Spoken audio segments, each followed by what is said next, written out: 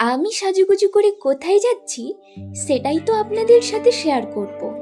নমস্কার, খামখেয়ালি ব্লগের নতুন ভিডিওতে আপনাদেরকে স্বাগত। আমি আর আমার শাশুড়ি মা আজকে সকাল সকাল এসেছি সবজির বাগানে। যদিও আমার শাশুড়ি মা নোটে শাক তুলছেন, আমার কিন্তু আলাদাই উদ্দেশ্য। এই যে ঢ্যাঁড়স গাছগুলো দেখতে পাচ্ছেন, পোকাতে খেয়ে পাতাগুলো কীরকম ঝাঁঝরা করে দিয়েছে। বেগুন গাছের চারাগুলো অবশ্য আমি চুরি করে এনে লাগিয়েছি। আমি এসেছি পেয়ারা পাড়তে। একটাই পেয়ারা বড় হয়েছিল, যদিও পাকেনি, কিন্তু আমি লোভই সামলাতে পারছিলাম না।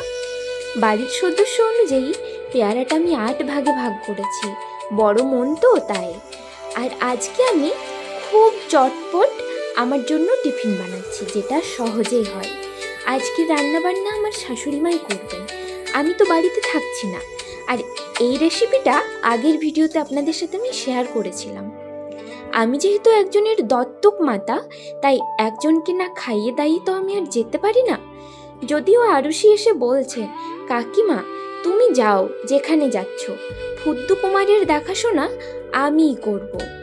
আরুষির ওপর ভরসা করে আমি একটু ন্যাকামিপনা করে আমার বরের সাথে তড়িঘড়ি রেডি হয়ে বেরিয়ে পড়েছি কর্মতীর্থের উদ্দেশ্যে।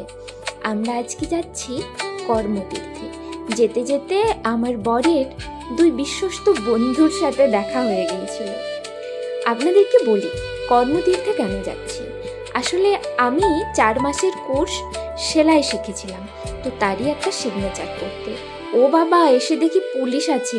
টাটা, পরে দেখা হবে অন্য কোনো ভিডিওতে। ভালো